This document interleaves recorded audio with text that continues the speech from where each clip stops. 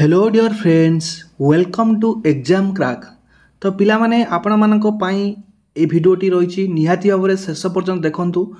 जो माने आउटसोर्सिंग कर्मचारी अछंती समस्त विभाग रे तो सेमानक पई गुटे गुरुत्वपूर्ण अपडेट आमे कहि परिबा।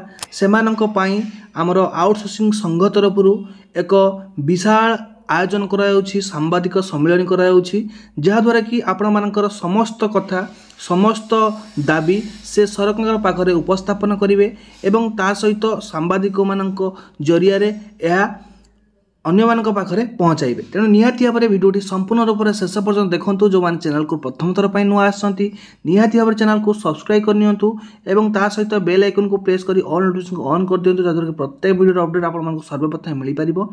ता सहित वीडियो को लाइक करके निज फ्रेंड्स मानक सहित बहु मात्रा शेयर करंतु, जहां कि समस्त जेमिति एठी योगदान करि परिबे। तो कोन रहिछ अपडेटटी चलंतु जाननवा।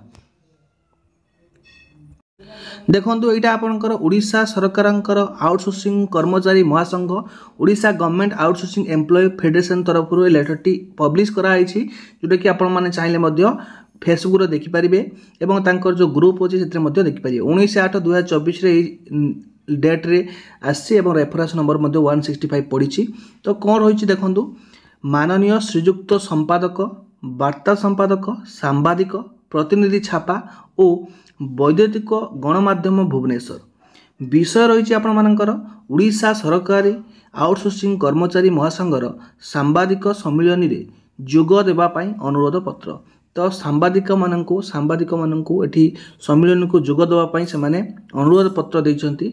तो महाशय ओडिशार सरकारी आउटसोर्सिंग कर्मचारी महासंघ पक्षरु उत्पादित तथा असहाय आउटसोर्सिंग कर्मचारी मानकर विभिन्न दाबी को नहीं राज्य सरकार सदय दृष्टि आकर्षण करने पाई आसंता 20/8/2024 माने आज दिन में आपण मानकर रही मीटिंग टी जोटा कि डका जाइए सम्मेलन टी 20/8/2024 रेख मंगलवार संध्या 5 घटिका समय स्थानीय बुद्ध मंदिर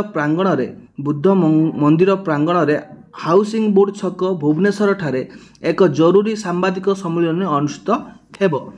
एथिरे महासंघर विभिन्न समस्या और समस्यार समाधान न हेले परवर्ती कार्यक्रम संपर्क में महासंघ पक्षर घोषणा कराजिबो।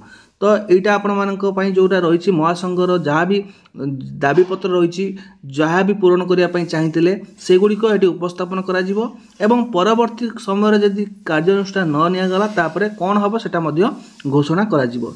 एही मर्मरे निवेदन करू कि ओडिशार वर्ष वर्ष धरी सेवा जोगाई आसुथिबा असहाय तथा शोषित हतभाग्य कर्मचारींकर एही सांबादिक सम्मेलन रे आपण और आपणक प्रतिनिधि को पठाई आमर समस्यार समाधान पाई सहयोग करने सहित यही सांबादिक सम्मेलन सविशेष तथ्य आपण मानक द्वारा लोकंक मान्यवर मुख्यमंत्री को दृष्टि आकर्षण करने सह राज्यवासी उद्देश्य प्रदान करने सहायक हेबे।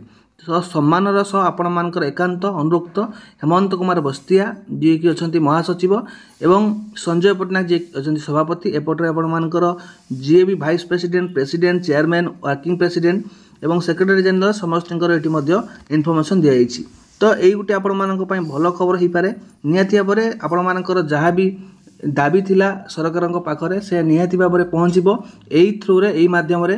तेणु ओडिशा आउटसोर्सिंग कर्मचारी महासंघ जो माने अध्यक्ष अच्छा जो माने सभापति प्रेसिडेंट से बहुत बहुत धन्यवाद। से आपण मानक पई निहाती भाव में एक भल पदक्षेप आरंभ करिसेंती। तो निहाती भाव में यार सफल आम आशा करवा। तो यही आज आपण मानक पई अपडेटटी वीडियोटी भल लगी लाइक करेंगे शेयर करेंगे एवं अधिक अधिक आपण मानकर जहाँ भी दाबी रही आपण माने कमेंट जणाइले सेटा मध्य सेठी जगह उपस्थापन करा जिवो। रहिली धन्यवाद। जय जगन्नाथ।